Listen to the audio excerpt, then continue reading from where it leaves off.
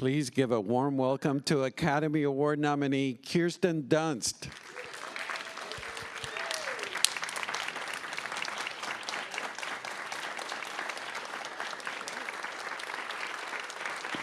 Hello. Thank you all for being here. Thank you for being here, Kirsten. Oh yeah, it was easy. What an incredible performance. I told you when I met you, I've been a big fan of yours for a long time, but we've never seen you in a role like this before. When you read this script, was that something that was the appeal, that we've never seen you in a character like this? Yeah, the appeal for me was working with Alex Garland. I really am director focused more than role focused, but I did feel like, oh, this couldn't come at a better time. And I just had a kid and I was just ready to let loose, you know what I mean? In a way where, yeah, I had a lot to give at that point. Your breakdown at the end, the panic attack, is so heartbreaking and so powerful. Tell us about calibrating. I mean, I just saw the film a couple of days ago. We watch her slowly breaking down. Can you walk us through arriving to that moment where Lee, has had it? She breaks down. Well, for me, I did watch and think about when people have like crossed over and then come back again and like their experiences, and I felt like Lee's body breaking down was kind of a warning to not go into the White House. So to me, I kind of used that, like something in her is fighting going inside. So like intuitive, that she knew that something bad was going? Unconsciously, yeah, that something really bad was going to happen. Her body was trying to stop her. Wow. That's what I thought of, for that moment, because you can't do what you do and keep going without, something in yourself trying to stop you at a certain point, and fighting that because she wants to finish her job.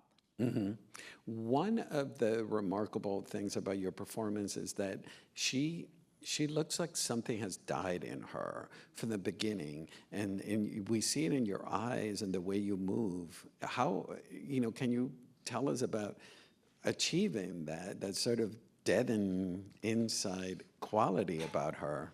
Thank you. I think. Well, we've seen you be I grew up with a post-World War II dad, so it's a lot of inherent, trauma. I think for me, I work a lot with my dreams. I work with somebody, and so a lot of internal therapy between you and the role is what I do. But the documentary that affected me the most in how to portray this type of role was this Maria Colvin documentary called Under the Wire, which you can't even watch. You have to have an English iTunes, UK iTunes or something. It's not really easy to find, but it's one of the most harrowing documentaries I've ever seen, and so that doc was really a kind of a North Star for me. I've never been to this theater, by the way. It's so beautiful. Thank you. Yeah, no, I've never. It's really beautiful. We run it. We renovated it. It's gorgeous. Dolby Atmos, Dolby Vision. Thank you. You're welcome anytime. I know, this is... Tell us about the relationship with Jesse, played by Kaylee Spaney. Such a complex relationship. It's almost like a love story, but it's not sexual but you're a mentor. At the same time, you're repelled by what she symbolizes. She must remind you of you. Exactly. Yeah, can you tell us about that relationship? I mean, you're absolutely, everything you said is true. I mean, she does not want her to live the life that Lee knows, but you can't stop someone from their passion. But I remember the first real scene Kaylee and I have, I thought, what if I was your long-lost mother and you were my long-lost daughter? And so we have this really deep connection immediately that locks you into something more intensely than just talking about Kevlar vests and, so it doesn't feel surfacey. So we had an immediately a connection, and also we got along really well, and yeah, I helped her get Priscilla Yeah, which is, you know, Kaylee is the lead of Sofia Coppola's film, Priscilla, and she was instrumental in making sure that Kaylee got that lead, Yeah. which is so sweet of you. Yeah, well, I mean, she's very talented, Kaylee, and I was like, Sophia would love working with her, and so yes, I was so happy for her to go do that after this. I was like, this is the perfect juxtaposition for you. Well, the power of you. Hi, Sophia. Cast Kaylee. Well, Sophia and I have known each other for a long time, so she trusts me, and I trust her, and we're gonna make another movie together too. Yeah. Awesome. Yeah. She ignites something in you, Jesse, correctly? It's like at first you're repelled by her, but she ignites something in your character. She does. It's a reminder to enjoy life, you know, and a reminder that it's. She ignites like the innocence inside of Lee, I think, and the beauty and like just having a real relationship again. I think Lee was really cut off from that and can't even enjoy a dinner. You know what I mean? Like nothing is enjoyable to Lee. Mm-hmm. So I think that Kaylee brings her to life again. Yeah. What was it like for you that like we don't find out any exposition about Lee, but we find out so much about her in your performance? The fact that I guess that the suitcase that she has, that's it. She's a nomad. She doesn't have a life. No. Correct? Yeah, you're right. Her life is her work. And there was definitely, you know, we shot other scenes, Lee flying in an airplane, I like break down in the bathroom, and things that, you know, were cut out eventually just to make the movie what it is. But I had, you know, a lot of internal prep. I do that for every role. So for me, you know, that undercurrent, what was happening with Lee, had to feel, you know, very lived in what she'd seen and witnessed and what that does to a person. Mm-hmm. It's not an easy life, what these journalists do at all. I mean, yeah, it's life and death. Correct.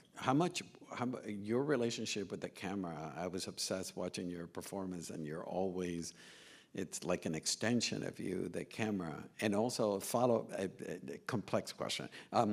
She doesn't use autofocus. She actually focuses herself. Can you tell us about? Yeah, as soon as I got the role, we were in Austin. I was like, send me the camera immediately, like whatever Lee uses. And I got a photographer in Austin to help me out with it. And he used the same body and lens as Lee, so it was perfect. So I never took it off me. That was it. Like I just was shooting Christmas, shooting my boys. Like it was a little bit COVID times because my husband was working. And we had to be really careful about where we went. So I just had the camera strapped to me at all times because that was my biggest fear. And luckily, my friends who are photographers, they approved. So that was very nerve-wracking because. Why doesn't she use autofocus? Well, that was a choice I made because it's boring to watch on screen. You know, I wanted something to do. It's a digital camera, so if I used autofocus, it just wouldn't have been as cinematic. Mm-hmm. It's such a brave character in the sense that she has to be present and looking at the horror before she takes the shot. How did that feed into building the character? Well, you know, I'm not really witnessing these atrocities. It was fake, but like Alex and the people that would come in, even for like a day player, were so good. They were such good actors that, yeah, it felt sickening, especially the day at the mass grave. Yeah, that was, even in the script, that scene was like the shift in the film. And that was, I mean, Wagner was, I think, like sobbing on the ground after we were done with those 2 days. It was very dark and, yeah. It is the most memorable scene in a very memorable movie. That's the one. And then on top of that, your husband is playing this horrible character. What was it like that for you as an actor? I cast him in the movie too. I should be a casting director. Is this going to be a side gig for you, becoming a casting director? I like that. Yeah, I'm good at it, I think. I can tell talent, you know. He's talented, that one. Yeah. Well, Alex, another actor, was supposed to play that role, and they dropped out just during rehearsals. And I was like, well, Jesse's here with the kids. If he wants to play this role, he's here. So they had a conversation, and because nobody wants to play that role, it's not very easy, and And Jesse is fearless. Yes. Just like you are. But Thank you. but the dynamic of it is such a horrifying scene, and actually facing your husband in it, you disconnected. I mean, we fell in love as actors first. So watching him, I'm just blown away by his process, because I know who he is at the heart. I'm not scared that that's who he actually is. I just am kind of blown away by his work. Mm-hmm. But yeah, we kept space from each other, and for the day. Who chose those horrifying glasses? He did. He went to a bunch of vintage stores in Atlanta and then presented them to Alex, and he was like, "These are the ones I feel like are the most menacing," and also he thought it would block people from knowing who he was. No. We can still see you. Yeah. Is that Jesse Plum? No, the red glasses. I'm really happy I got a snort out of you. Don't encourage me. I love the fact that the multi-generational, you have 3 generations in the car. You have the brilliant, my brain is... Stephen McKinley, yeah. I love him. Yeah. He's such a great theater He's actor. a brilliant actor, yeah. And then you have you, and then you have, Jesse. And we have Wagner, who's like the but the biggest two of movie you- star in Brazil, too. Yeah, but the 2 of you are the same generation. You have 3 generations represented. Oh, I know what you're saying, yeah. Is that something that Alex talked about, the importance of having the 3 generations represented in the car? Yes, because it's the wise one giving, the advice and listening to him. It's very much like passing the torch, and also Stephen being, father, brother, person in Lee's life, the one she trusts the most. So I think it was about having that trust and that lifelong career of growing up, being journalists together, and him mentoring Lee, and all of that, I think is what makes it beautiful and more painful when things start to happen to all of us. I love a line, I had to write it down, that you say, every time I survive a war zone, I thought I was sending a warning home not to do this, but here we are. Is that a key to your character?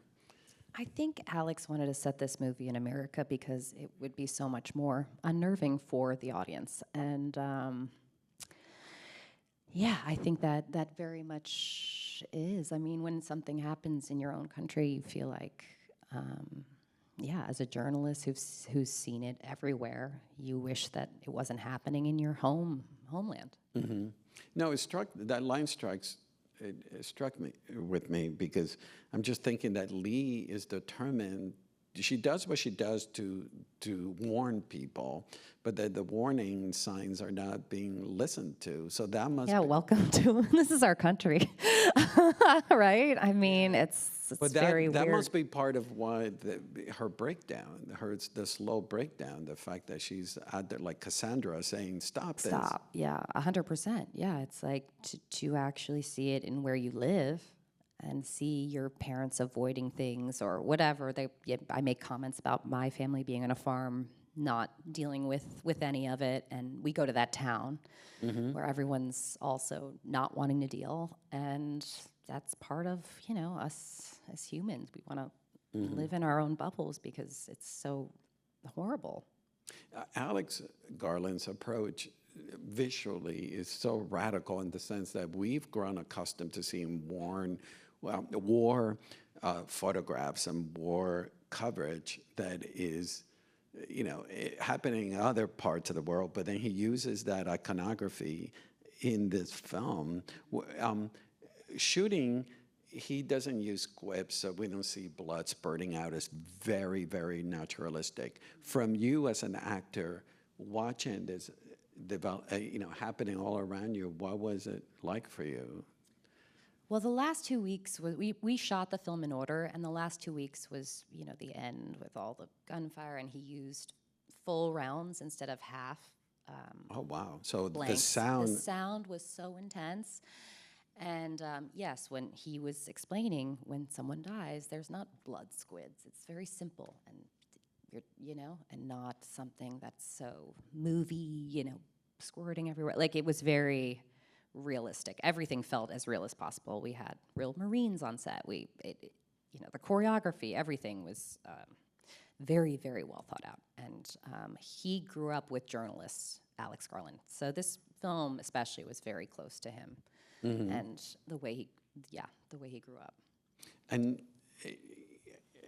you mentioned how choreographed it all was, but for us, the audience, it looks like complete chaos. And you're having a breakdown in the middle of this chaos. Can you tell us how you were able to deal with it all? Shooting it and just it's letting the noise ingest inside you. It was it's very scary because your initial reaction is to run, and protect yourself. And it did feel, even though we were safe, but it did feel dangerous, even though it wasn't. It felt that way, so I kind of just let it all ingest inside me and use it all. Lee's kind of breakdown. But a few weeks after that, it took me a while to come down from all of that the explosions and gunfire, and getting shells in your collar, But I mean, again, it's like a movie, so I can't speak to that. What I did was try and portray the realist. I was curious about the scene where she deletes that photograph that she takes. How did you guys arrive at that moment? We did it so many different ways. Like there were some takes where I was crying, and some takes where I don't delete it, and so we did so many different versions of that, and that's what Alex chose. And you never had a conversation about why he chose this particular take as opposed to all the other ones?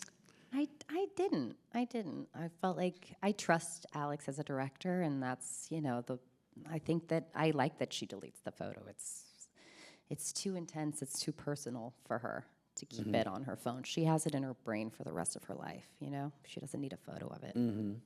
And the last moment, where you get shot and Kaylee, what was it like for the two of you to choreograph that sequence and see it through? I mean, it's heartbreaking. You sacrifice yourself for Jessie. Yeah, for her bad mistake. She doesn't know when to, when it's safe. She forewarns because she says, it's Jessie that asks you, would you take my photo if I get killed? Yeah, I'm teaching her. She's got to take the photo, and she did. And that photo would be the legacy of Lee and, this alternative world. But yeah, I think that that's the teacher in Lee, and that she really loved Jessie, and I think that Lee was okay doing that, for her. What's a remarkable performance? I mean, you've given us so many incredible performances, but this one is right up there as your best work. Thank you. You when you watched the film, you felt proud of what you'd done?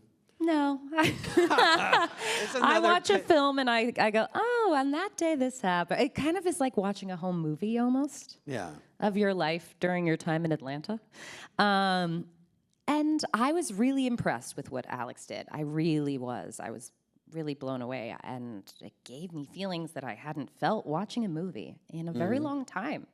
So I was just really very proud to be a part of it. And yeah, I'm very proud to be in it. You mentioned that you choose directors. You don't choose the role. Not the role. What was it about Alex that called out, I must work with this? I loved Ex Machina. I just feel like he just pushes things in a way that nobody does. His brain is so unique, and the way he sees things. He wrote this movie before January 6th even. Like, he is a very intelligent writer. He's a brilliant writer.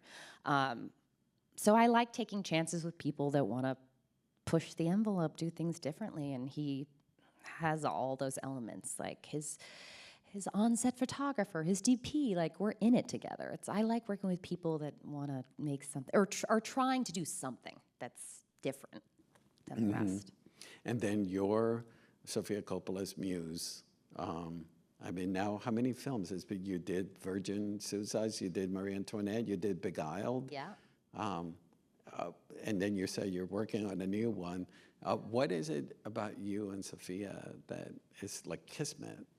I think that she likes, like, I feel like when you're a director and you have in your brain exactly the way you want something, I think we just married my acting with the way she wants it seen, you know? And I think that we also really just get along, our taste and our energies together on set. And yeah, we just are, yeah, a good movie couple together and life friend now too, so. Oh, well, thank you so much for Thank being you. here, Kirsten. You're a delight. Thank you. Thank you Yeah. all for coming to see Civil War. Yeah. Thank you, everybody.